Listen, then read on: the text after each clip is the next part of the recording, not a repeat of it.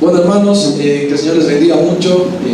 Pues bueno, hermoso estar congregados otro domingo para poder adorar al Señor y también para recibir su palabra. Todos queremos escuchar lo que el Señor nos va a hablar por medio de ella y hemos venido seguramente con un corazón listo para poder recibirla. Hoy, un domingo especial también, el Señor ha puesto un invitado, también un pastor, para que pueda compartir la palabra hoy con nosotros. Es el pastor Iván Filippini, está aquí también con nosotros con su familia, su esposa Rocío, su hijito menor Timoteo, que debe estar también con los niños, su hija mayor también, Fiorella. Ellos han sido enviados, ellos son de Paraguay y están aquí en Tarija sirviendo, y es un privilegio, un gozo para nosotros también tenerlos en medio nuestro, y también teniendo al pastor para poder predicar su palabra. Él es un amigo que ha estudiado junto a nuestro pastor Osmar también, así que pues bueno, el Señor nos ha permitido conocerlo y es realmente muy hermoso tenerlo con nosotros. Así que bienvenido, pastor Iván, demos un aplauso por su vida también.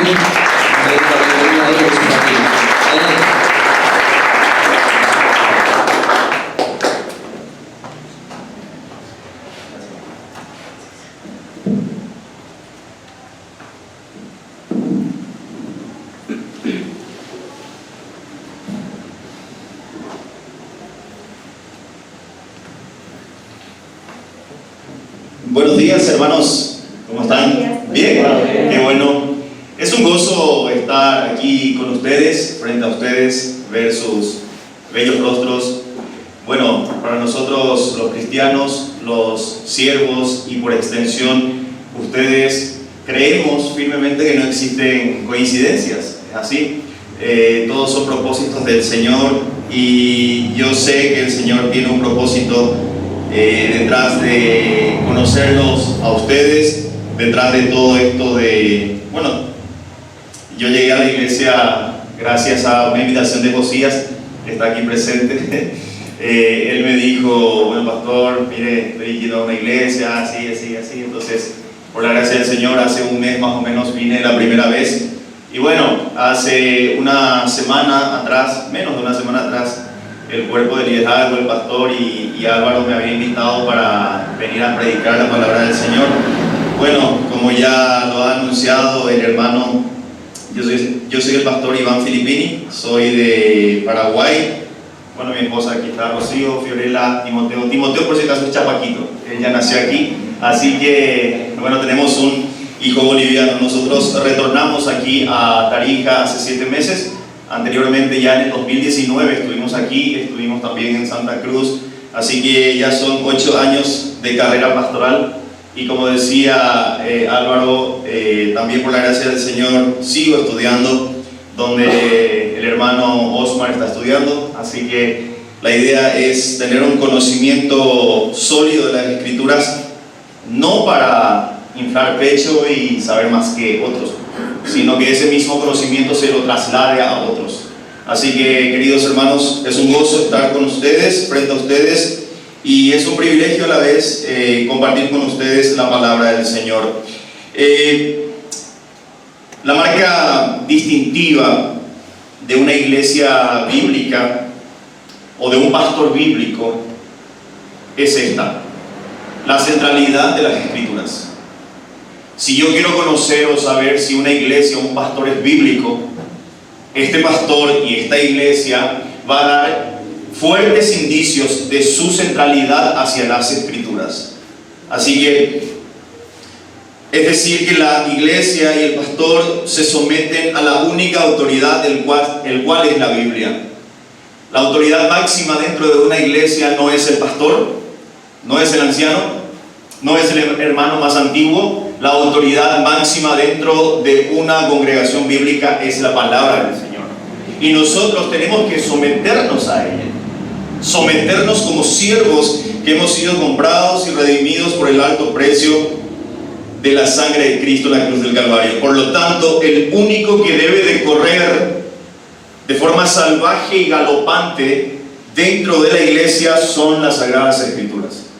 Son las Sagradas Escrituras, y debe haber una centralidad de las Escrituras dentro de cada congregación, y por extensión el pastor que se para detrás del púlpito tiene que mantener eso. Queridos hermanos, ustedes, estoy seguro que ya en algún tiempo habrán escuchado el famoso refrán de todos los caminos conducen a Roma. ¿Han escuchado? ¿Sí? Todos los caminos conducen a Roma es un famoso refrán, y esto tiene un trasfondo histórico. En épocas de Cristo, Roma era un imperio. Roma no era una capital más como hoy lo conocemos, el cual es la capital de Italia. No, era un imperio. Su extensión, su poder, su ejército era tan vasto, tan grande, que ellos han adquirido todo a su paso. Entonces, por esa razón, dicen o decían en la antigüedad que todos los caminos conducen a Roma. Y así podemos decir de las Sagradas Escrituras. Así podemos decir de las Sagradas Escrituras. Cada texto nos señala a Cristo. Cada texto nos señala a Cristo. Y si somos bastante avivados para verlo, hallaremos un hilo escarlata que, empezando en el Génesis, corre a través de todo el libro hasta acabar en Apocalipsis. Alguien ha dicho que la Biblia, como nuestro cuerpo, donde quiera que se la pincha, mana sangre. Pero es la bendita sangre de Jesús para limpiarnos de todo pecado. Esto es así. Toda revelación bíblica apunta directamente a Cristo. Toda revelación bíblica apunta a Cristo. Los textos del Antiguo Testamento apuntan a un Mesías que habría de venir. Los profetas, las naciones del Antiguo Testamento, del Antiguo Pacto, no eran como nosotros. Ellos miraban al frente y decían: alguien va a venir. Alguien va a venir. El escenario de todos los libros del Antiguo Testamento, los 39 libros del Antiguo Testamento, preparaba un camino para alguien que habría de venir. Cada profeta de Dios en el Antiguo Testamento direccionaba su mensaje a un Mesías que vendría.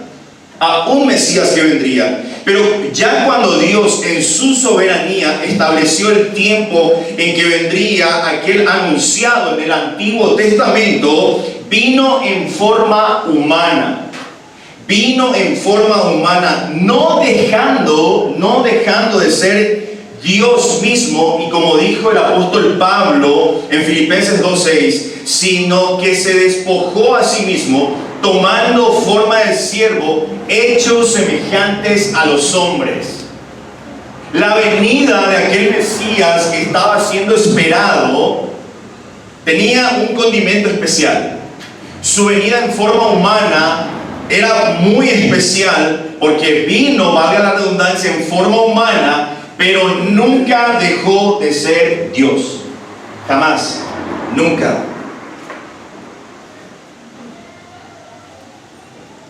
El célebre predicador puritano John Flavel dijo alguna vez: echa una mirada a todas las cosas creadas, estudia el universo y observa primero la fortaleza, segundo la belleza, tercero la fidelidad y cuarto la sabiduría. Pero no encontrarás nada tan excelente en ellos mismos como si lo hallarás en Cristo Jesús. El pan tiene una cualidad, decía Flavel, continúa la cita, el agua tiene otra, la ropa tiene otra, el agua para el sediento, el vestido para el desnudo, la sanidad para el herido, y sea lo que fuere que un alma pudiera desear, se encuentra solamente en Cristo Jesús. Fin de la cita.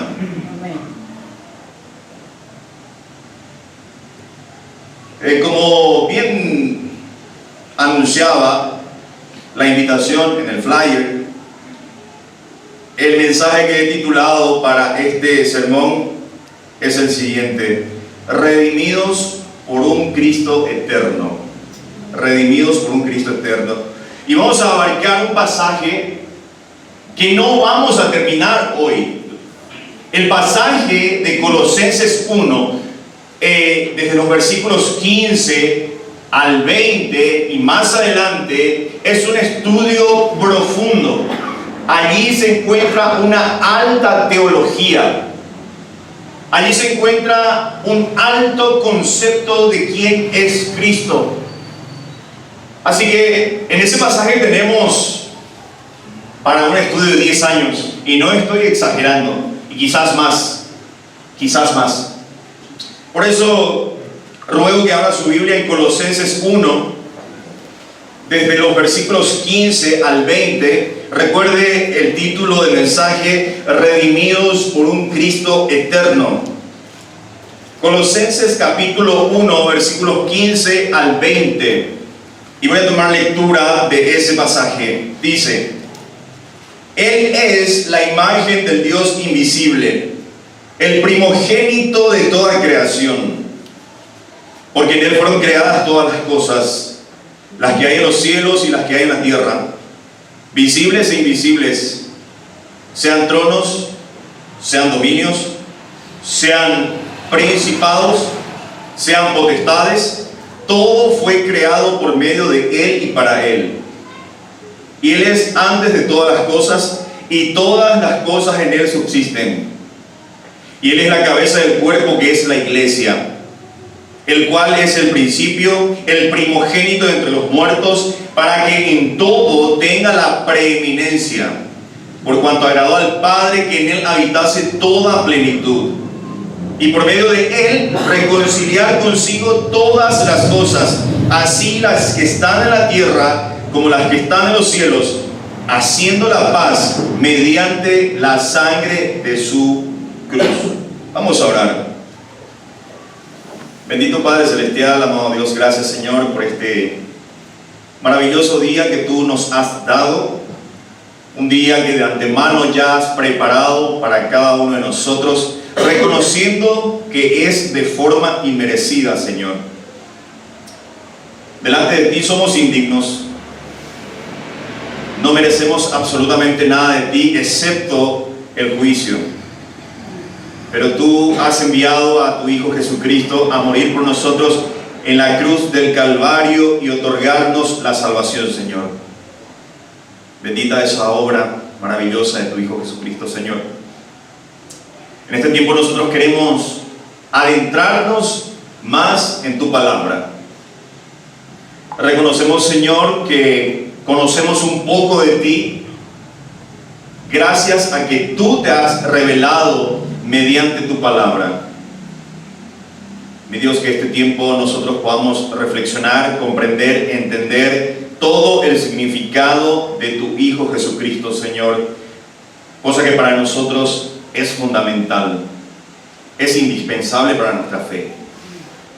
Danos la humildad necesaria para recibir tu palabra, que tu palabra nos transforme constantemente, Señor. Bendice a los hermanos que están aquí presentes y rogarte, Señor, que cada uno de nosotros tengamos oídos sensibles para escuchar lo que tú tienes para nosotros, Señor. Bendice este tiempo de principio a fin, Señor. Oro así, en el nombre de Cristo Jesús. Amén. Amén. Cada uno de nosotros tiene un concepto de Cristo. Cada uno de nosotros tiene un concepto de la persona de Jesucristo. La mayoría de nosotros tiene un panorama de Cristo en cuanto a su humanidad. Nosotros conocemos y sabemos que Cristo vino en forma humana aquí en la tierra, tuvo un ministerio de un poco más de 3 años, y dentro de ese ministerio encontramos muchas enseñanzas cruciales para nuestra fe. Cruciales, indispensables, fundamentales para nuestra fe. Es decir, cada uno de nosotros tenemos el concepto de un Cristo Salvador, de un Cristo Redentor, de un hombre que no tuvo relación con el pecado, cosa que en teología lo llamamos la impecabilidad de Cristo. Tenemos un concepto y todos nosotros tenemos ese panorama de Cristo. Tenemos un concepto de Cristo acerca de los muchos milagros que Él ha hecho. Y Juan registra al final de su carta que si se hubieran escrito todas las cosas que Cristo ha hecho, no cabrían en todos los libros del mundo. Interesante afirmación de Juan al final de su libro, al final de su carta. También es muy común entre nosotros tener un concepto de Cristo acerca de su ministerio, de su vida y por supuesto, y no podemos dejar de lado, de su obra extraordinaria en la cruz del Calvario, derramando su sangre preciosa en aquella cruz. Y obviamente, mediante esa obra, adquirir un pueblo para Él mismo, el cual es la iglesia, el cual somos nosotros. Tener esto en mente y tener estos conceptos acerca de Cristo, recordarlo y tener en mente siempre es bueno, siempre es bueno. Y como decía hace un momento, son fundamentales estos conceptos que tenemos acerca de Cristo. Estos conceptos bíblicos son buenos en gran manera y debemos siempre estar familiarizados con estos conceptos. Sin embargo, no es muy común entre nosotros familiarizarnos con el concepto de la divinidad y eternidad de Cristo. Generalmente tenemos un panorama de Cristo humano.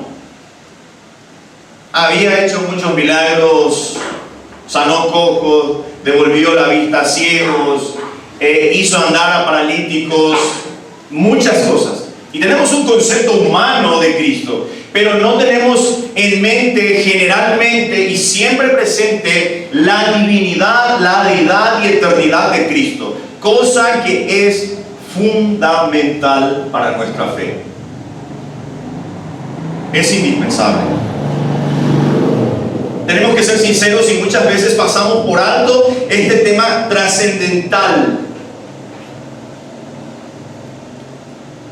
¿Por qué afirmamos la importancia de la divinidad de Cristo?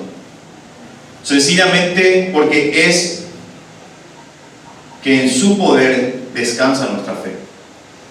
En su poder. Pablo dijo alguna vez: si Cristo no hubiese resucitado, vana sería nuestra fe. ¿Cuál es el sentido de nosotros estar congregados, sentados, escuchando un sermón bíblico si Cristo no hubiese resucitado? No valdría la pena, no tendría sentido, sería algo ilógico. Y por eso estamos aquí, porque tenemos una esperanza que Él en algún tiempo va a venir en busca de nosotros y vamos a reinar con Él por toda la eternidad. Esa es nuestra esperanza. Esa es nuestra esperanza. Voy a volver a citar a otro teólogo, Philip Schaff. Dijo alguna vez: este Jesús de Nazaret, sin dinero ni armas, conquistó a más millones que Alejandro Magno, que Cicerón, que Julio César, que Buda, Mahoma y Napoleón juntos. Sin ciencia y sin erudición, derramó más luz sobre las cosas divinas y humanas que todos los filósofos y eruditos combinados, incluidos los griegos. Sin la elocuencia de las escuelas, habló tales palabras de vida como nunca antes o después fueron dichas y produjo efecto más allá del alcance de cualquier orador o poeta. Continuó la cita: sin escribir ni una sola línea, puso en movimiento más plumas a favor y en contra de él, e inspiró para más temas de sermones, oraciones, discusiones y obras de arte que el ejército completo de grandes hombres de todos los tiempos antiguos y modernos. Fin de la cita. Siempre tengo en mente el pasaje, no vamos a ir ahí, pero en Juan 6, Cristo hace un milagro de la alimentación a 5.000 personas, 5.000 varones, y no contando mujeres y niños. Algunos historiadores dicen de que la alimentación fue para más de 12.000 personas. ¿Qué hace Cristo? Sube a una barca, cruza al otro lado y la gente lo sigue. La gente lo sigue. Pero la gente lo sigue, como hoy en día, por motivaciones equivocadas, erróneas. Esa gente lo siguió a Cristo y Cristo lo desnudó el pensamiento de cada uno de ellos y les dijo: ustedes me siguen no por una motivación correcta. Ustedes me siguen porque han sido saciados. En otras palabras, porque han comido. Porque el pueblo decía: este es nuestro rey, este es el que esperábamos. Una motivación incorrecta. Y Cristo a partir de ahí empieza a desnudar y a desglosar toda la verdad. Cosa que hasta hoy en día a muchos los incomoda la verdad. La verdad confronta, la verdad duele, la verdad molesta, pero es la que sana. Queridos hermanos, al final, dice la Biblia en Juan 6, muchos de sus discípulos dejaron de seguir. Muchos. Y Cristo, me imagino que hace un giro de 180 grados y se enfoca en sus discípulos y les dice: ¿ustedes también quieren irse? En otras palabras, Cristo les dice: adelante, ahí está la puerta abierta, pueden irse, yo no obligo a nadie. Pedro, con una magistral respuesta, y yo considero que esa respuesta es una de las más preponderantes en toda la Biblia. Y Pedro le dice: Señor, ¿a quién iremos? Solamente tú tienes palabra de vida eterna. Amén. Gloria a Dios. Imagínense tener tan siquiera 1% de esa afirmación hoy en día en nuestras vidas. Se nos pasa por alto muchas veces el concepto de un Cristo todopoderoso, de un Cristo eterno, de un Cristo divino. A continuación quisiera desarrollar algunos puntos, 3 en específico, sobre la eternidad y divinidad de Cristo en relación a Dios y que precisamente fuimos redimidos por Él. El primer punto que quiero compartir con ustedes, y si tienen nota, apúntenlo: Cristo y su relación con Dios. Cristo y su relación con Dios. Fíjense lo que dice el versículo 15. Él es la imagen del Dios invisible, el primogénito de toda creación. Para poder interpretar correctamente este y otros pasajes bíblicos, es necesario considerar varios puntos. Uno de ellos es el contexto histórico, el contexto de la carta. En este caso, el de Colosenses. Esta es una epístola considerada una epístola carcelaria, entre comillas, porque así como Efesios fue escrita por Pablo desde la cárcel. Desde la cárcel. Esta carta fue escrita por Pablo, escuche bien, y tenga en mente el contexto de la carta. Esta carta fue escrita por Pablo para motivar a la iglesia sobre la necesidad de corregir falsas enseñanzas que ya se habían infiltrado en aquella época en dicha iglesia. ¿Y cuál era la herejía? ¿Cuál era la blasfemia en esta congregación? Negaban la divinidad de Cristo. Negaban la divinidad de Cristo.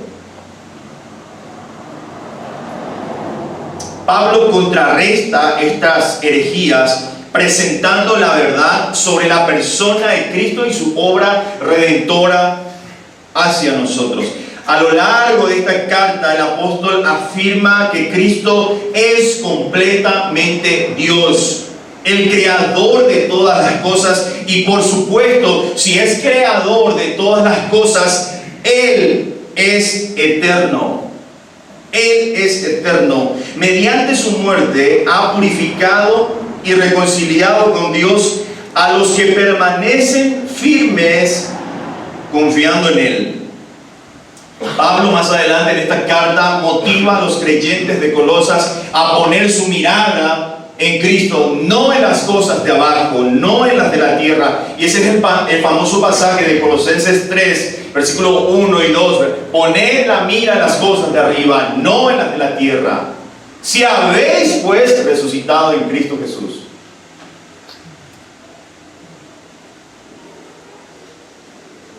Teniendo en cuenta el contexto histórico de la carta, podemos ir desmenuzando nuestro pasaje a estudiar.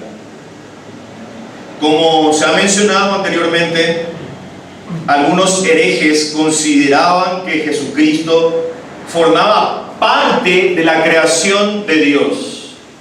Algunos herejes hasta hoy en día sostienen de que Jesucristo ha sido creado por Dios, como esta secta de los testigos de Jehová.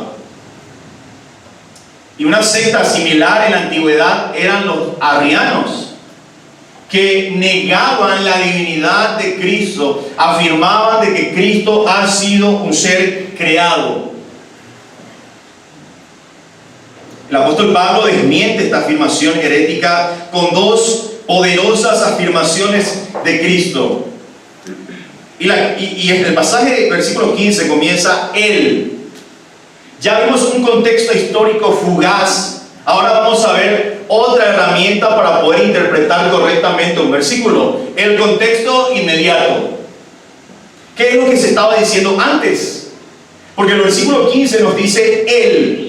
¿Y quién es Él? Vamos a verlo. Dice Pablo, y hace Pablo una oración, intercede en oración, y dice, versículo 12, fíjese lo que dice: con gozo dando gracias al Padre, que nos hizo aptos para participar de la herencia de los santos en luz. Versículo 13: el cual nos ha librado de la potestad de las tinieblas y trasladado al reino de su amado, ¿qué dice? Hijo, en quien tenemos redención por su sangre, el perdón de pecados. Entonces tenemos un panorama a la luz del contexto inmediato. ¿A quién se refiere Pablo cuando dice Él? Pablo viene diciendo, tenemos redención por su sangre. Entonces, a la luz del contexto inmediato, vemos que Él se refiere ¿a quién? A Cristo.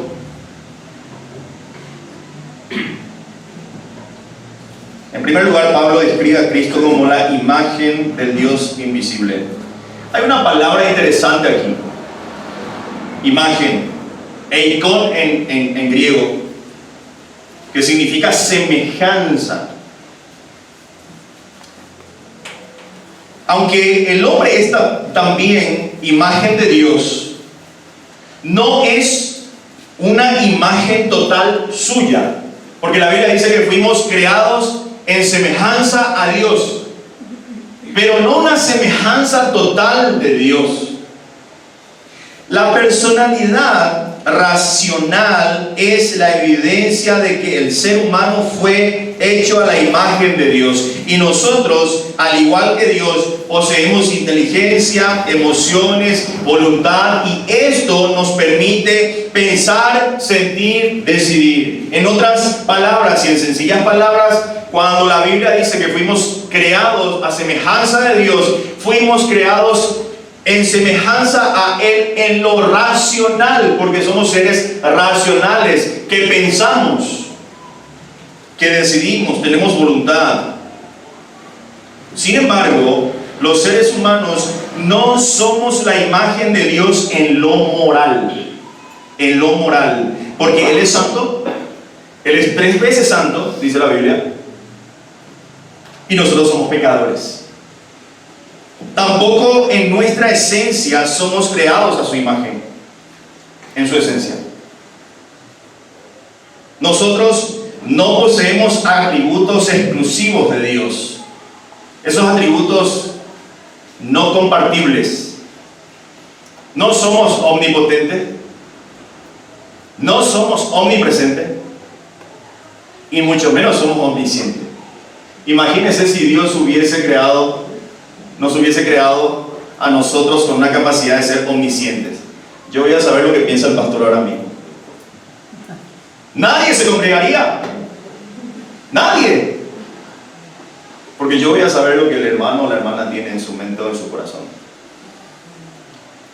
Si el Señor ha compartido algunos atributos compartibles, cosas como el amor, la paciencia, la mansedumbre y demás cosas.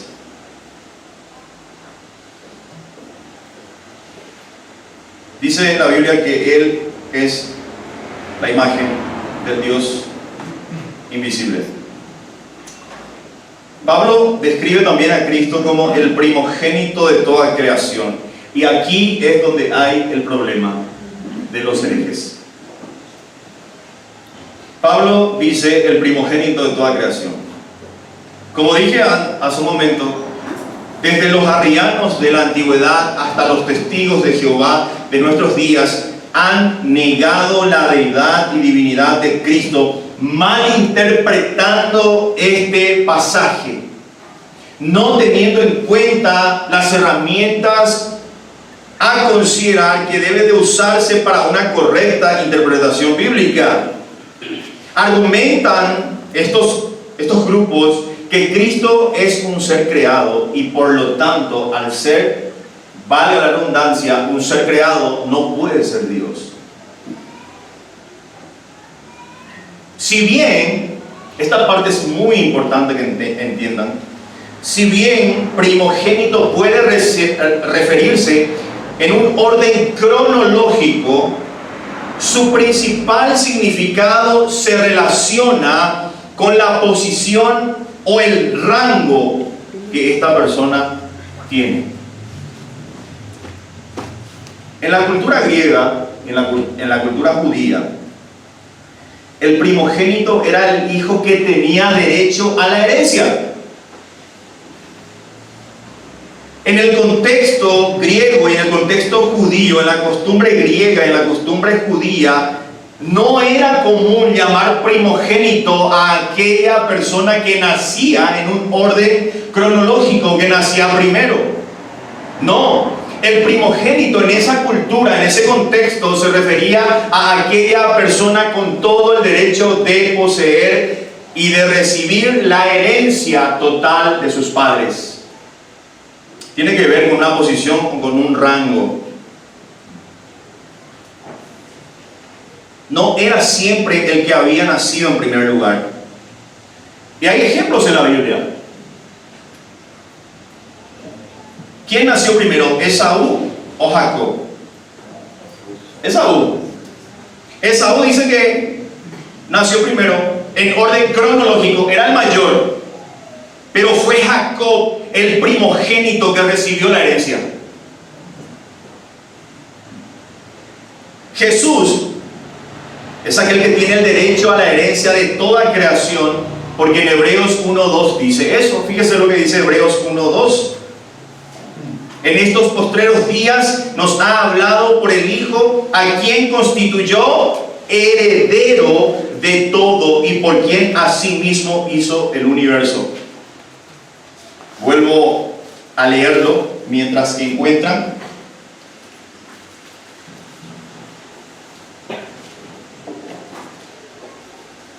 En estos postreros días, Dios nos ha hablado por el Hijo, a quien constituyó heredero de todo y por quien asimismo hizo el universo.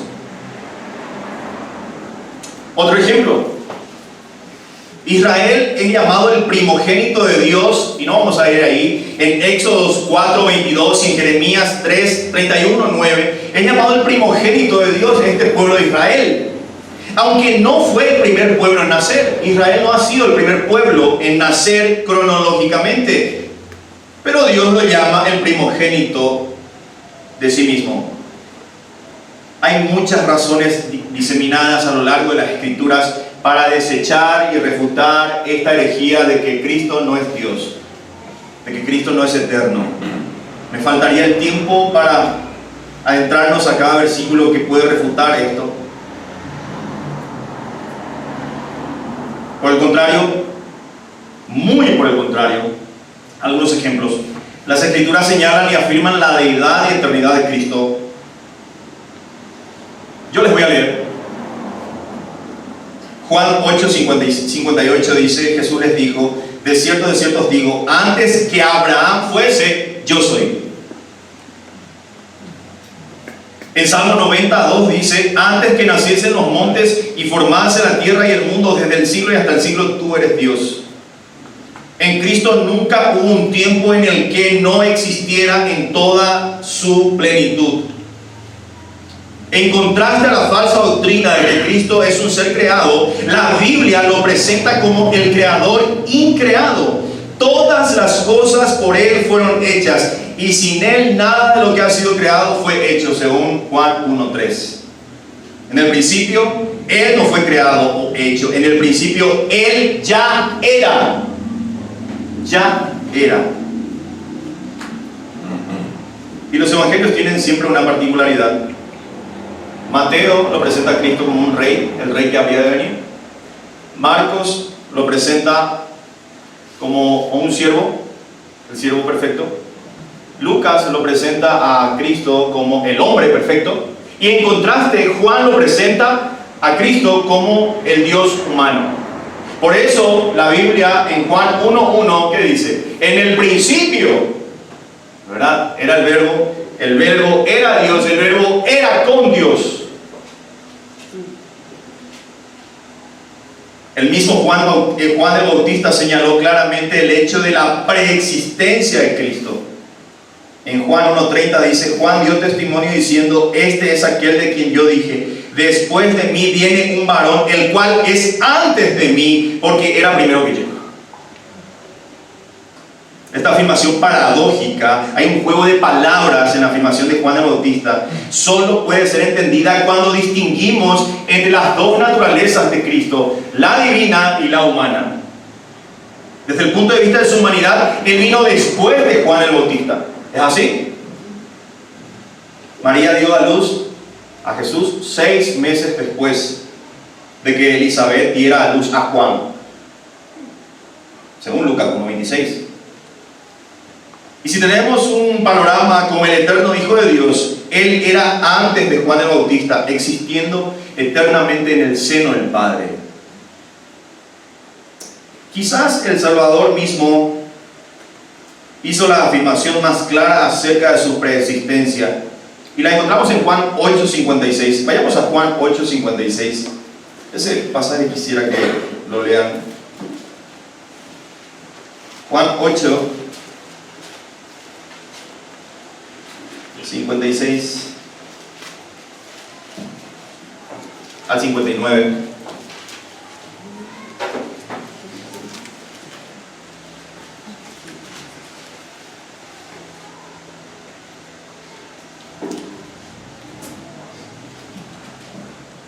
Abraham, vuestro padre, se gozó de que había de ver mi día, y lo vio y se gozó. Entonces le dijeron los judíos, aún no tienes 50 años y has visto a Abraham. Tomaron entonces, antes que Jesús le dijo, de cierto os digo, antes que Abraham fuese, yo soy. Tomaron entonces piedras ¿para qué? Para arrojárselas.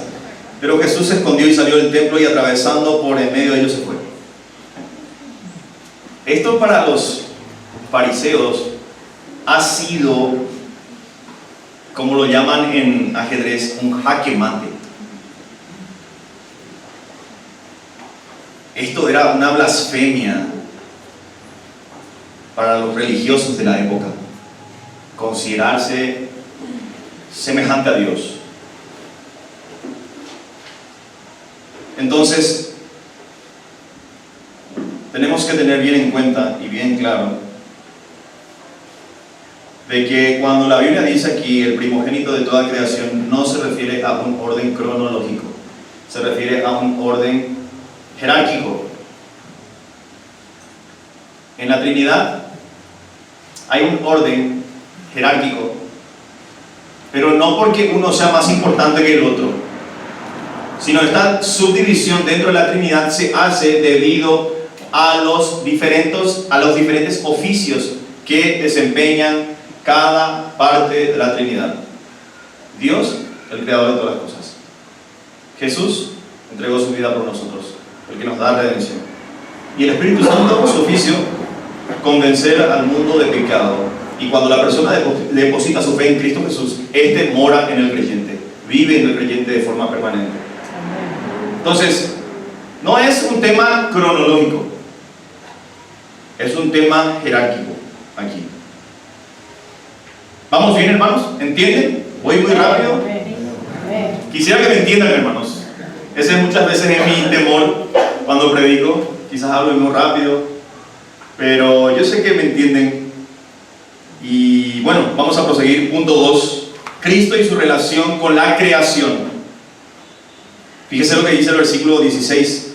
Porque en Él fueron creadas todas las cosas, las que hay en los cielos y las que hay en la tierra, visibles e invisibles, sean tronos, sean dominios, sean principados, sean potestades. Todo fue creado por medio de Él y para Él. Y Él es antes de todas las cosas, y todas las cosas en Él subsisten. Cristo en relación con Dios, primer punto. Cristo en relación con la creación, segundo punto. Pablo refuta total, plena y categóricamente sobre la corriente herética de que Cristo ha sido un ser creado. Refuta completamente. Pablo refuta esta blasfemia insistiendo que por Él fueron creadas todas las cosas. Todas las cosas. Esta verdad es ratificada por el apóstol Juan en Juan 1:3. Y el autor de la carta a los Hebreos 1:2, ya hemos leído. Y si usted prosigue leyendo la carta de Hebreos o a los Hebreos, va a encontrar un título, un subtítulo que dice: Jesús superior a Moisés, Jesús superior a los ángeles. Entonces, evidentemente Jesús no pudo haber sido creado. En Romanos 1:20, famoso pasaje, dice: porque las cosas invisibles de Él, su eterno poder y deidad, se hacen claramente visibles desde la creación del mundo, siendo entendidas por medio de las cosas hechas, de modo que no tienen excusa. ¿Cómo sabemos que hay Dios? Por las cosas creadas, por todo lo que vemos. Así que nadie puede decir no hay Dios. No tienen excusa, dice Pablo. No hay excusa. Tronos, dominios, principados, potestades son las diversas jerarquías de ángeles. Las escrituras son claras al afirmar que Jesús no es un ángel, sino el creador de los ángeles. Está por encima de los ángeles.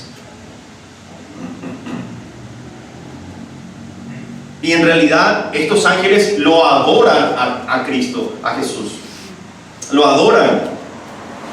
Y están bajo su autoridad. Bajo su autoridad.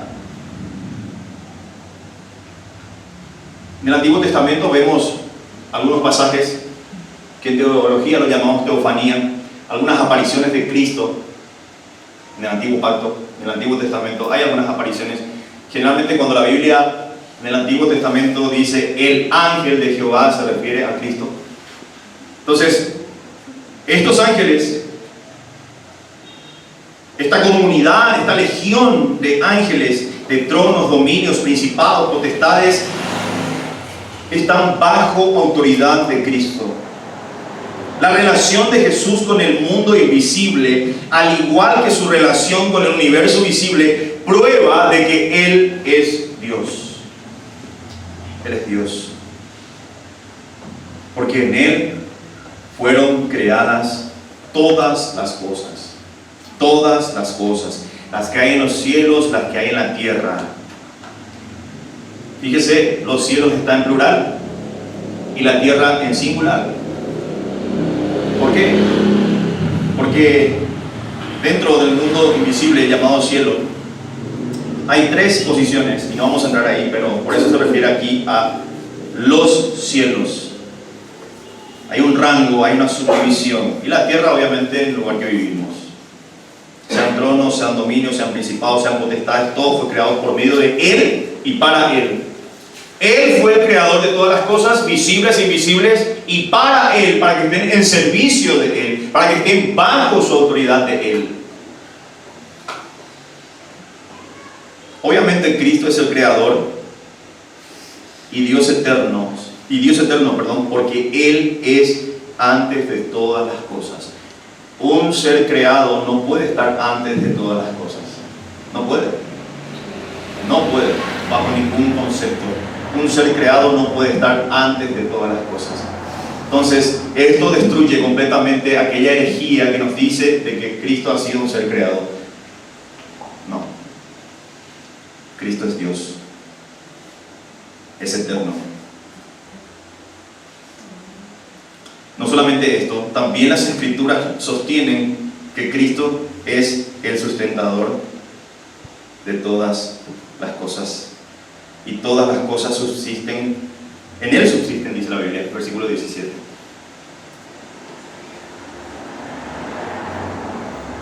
Él sostiene todas las cosas, hermano. Absolutamente todo. Incluyendo la situación actual de Bolivia.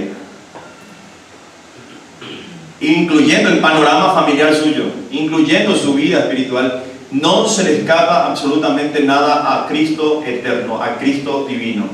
Él lo tiene todo bajo control.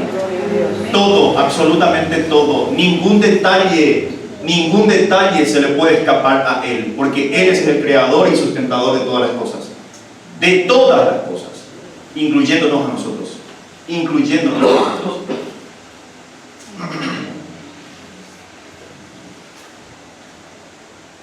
Como último punto, Cristo y su relación con la iglesia. Cristo y su relación con Dios, primer punto. Cristo y su relación con la creación, segundo punto. Y Cristo y su relación con la iglesia como tercer punto. Fíjese lo que dicen los versículos 18, 19 y 20. Y Él es la cabeza del cuerpo, que es la iglesia, el que es el principio, el primogénito de entre los muertos, para que en todo tenga la preeminencia. Por cuanto agradó al Padre que en Él habitase toda plenitud, y por medio de Él reconciliar consigo todas las cosas, así las que están en la tierra como las que están en los cielos, haciendo la paz mediante la sangre de su cruz. Hay muchas alegorías utilizadas en las Escrituras para describir a la iglesia. Se la compara con una familia, con un reino, con un viñedo, con un rebaño, con un edificio, con una novia. Hay muchas alegorías acerca de la iglesia. Pero la imagen más profunda, la alegoría más profunda, sin paralelo en el Antiguo Testamento y en el Nuevo Testamento, obviamente, es la del cuerpo. Somos un cuerpo. La iglesia es un cuerpo. Y escuche bien esto. Cristo es su cabeza. Cristo es cabeza de la iglesia. No el pastor, no el anciano, no el hermano más antiguo, no la hermana, no. Nadie puede ocupar ese cargo. Solamente aquel dueño y cabeza de su iglesia es Cristo Jesús. Nadie más. Nadie más. Nadie.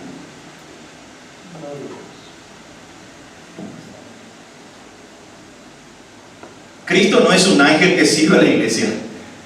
No. Él es cabeza de su iglesia. Él es dueño de su iglesia. Él es el que está santificando a su iglesia. Él es el que está obrando en su iglesia siempre. Independientemente si suceden cosas dentro de la iglesia, Él las sigue santificando. Y si suceden cosas dentro de una iglesia, déjenme decir, hermanos, que todos son propósitos del Señor y que nos ayudan estas cosas a madurar en la fe.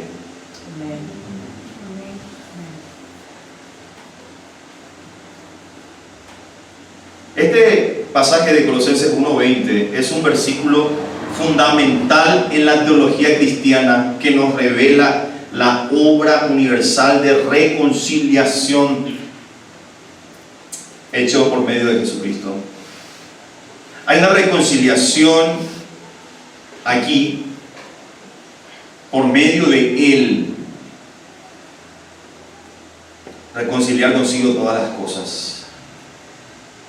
Este versículo nos enseña que a través de Jesucristo solamente Dios ha reconciliado todas las cosas consigo mismo. Esto incluye tanto las cosas terrenales, o sea, nosotros, y como las celestiales, ángeles, poderes espirituales, dominios, tronos, etc. La reconciliación es un acto de restauración de la relación rota y la creación debido al pecado. Recordemos, queridos hermanos, que todo niño o niña que viene a este mundo, por más hermoso, bonito o bonita que lo veamos, viene con una sentencia espiritual, y esta sentencia es de muerte. Según Romanos 5:12 dice: el pecado entró en el mundo por un hombre, Adán. A partir de ahí todos nosotros hemos arrastrado el estado pecaminoso de nuestros padres, Adán y Eva. Hay una sentencia. Hay una sentencia. Entonces, hay una relación rota. Dios dio 613 leyes en el Antiguo Testamento y Dios estableció en su justicia: alguien tiene que cumplir esas leyes. Nadie cumplió. Absolutamente nadie. Pablo dice: si eres transgresor de una sola ley, eres transgresor de las demás. Así que imposible era para el hombre cumplir toda la ley. Entonces, en la eternidad pasada, en el sabio consejo de Dios, Dios ya había establecido enviar a su Hijo, y su Hijo ha cumplido toda la ley impecablemente, y en Él es que depositamos nuestra fe, nuestra esperanza. Así que Dios, en su justicia, ya no nos dice: si depositamos nuestra fe en Cristo Jesús, ¿eres condenado? No, eres justificado por la sangre preciosa de mi Hijo Cristo. Esa es la justicia, la justificación por fe. Nos declara justos. Nos declara justos no porque hayamos hecho buenas obras, no porque seamos buenos. ¿Qué algo de especial vio Dios en mí para que yo sea pastor? Nada. Igual de caído, corrompido, pecaminoso. Solamente Dios en su gracia me ha llamado para que predique, y lo mismo ustedes. Nada de especial, nada. Solamente su gracia hizo que los llame a cada uno de los que han depositado su fe en Cristo Jesús. La sangre de Cristo, la reconciliación se logra mediante la sangre de Cristo. La sangre de Cristo no es un amuleto, como muchos lo sostienen. Cúbrete con la sangre preciosa de Cristo. No. La sangre preciosa de Cristo ha tenido solamente un objetivo: la reconciliación del pecador para con Dios. Del pecador, porque sin derramamiento de sangre no podía haber perdón de pecado. Jamás. La sangre de Cristo es el sacrificio perfecto que paga la pena por nuestros pecados y restaura nuestra relación con Dios. Es un símbolo poderoso de la gracia y del amor de Dios. En la cruz se vio reflejado dos cosas, dos misterios que hasta ahora nadie puede entenderlo. Cristo en la cruz, por un lado, toda la ira de Dios derramada sobre Él, toda la ira de Dios, pero al mismo tiempo, en ese mismo momento, por otro lado, todo el amor de Dios derramado en Él. Dos cosas que no podemos comprender, no podemos entender, pero por fe lo aceptamos.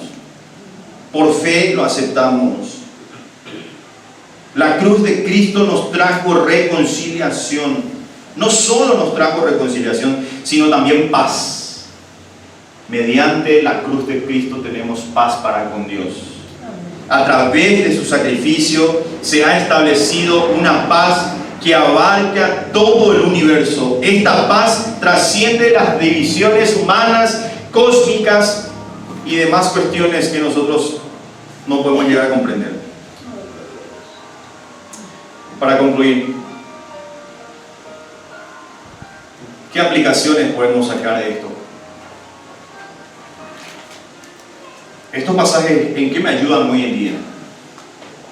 ¿Cómo yo puedo estos pasajes bíblicos aplicarlos a mi vida hoy?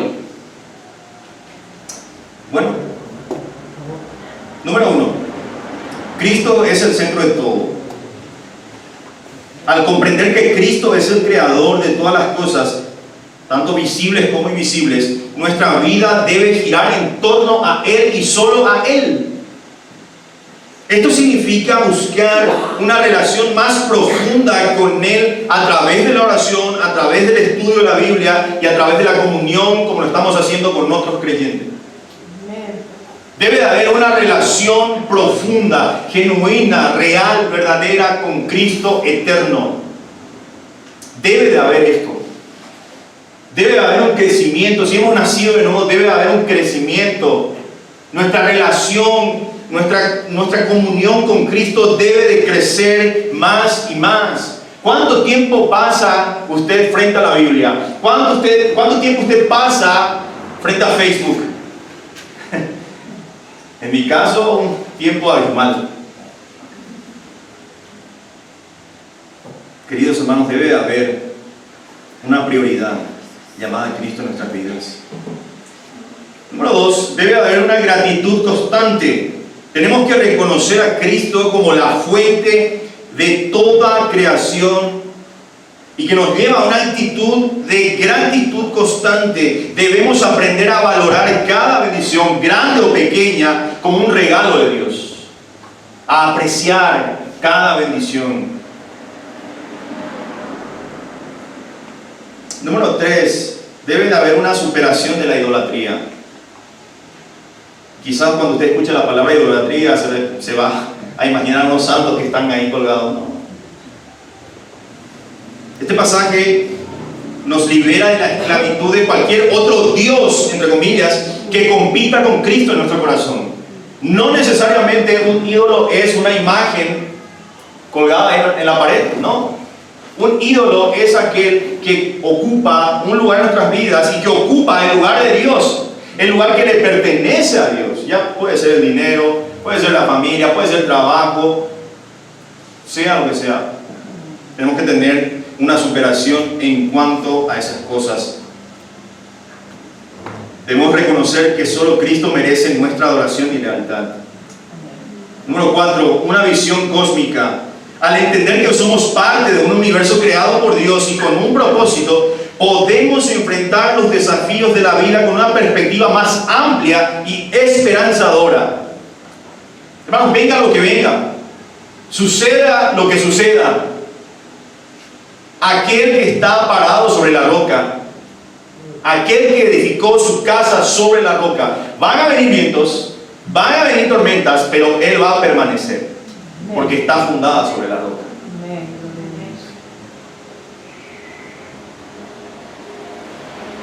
Último punto, una aplicación última, misión mundial. Si Cristo es la cabeza de toda creación, nuestra misión como cristianos es llevar las buenas nuevas de salvación a todas las personas, sin importar su origen o cultura.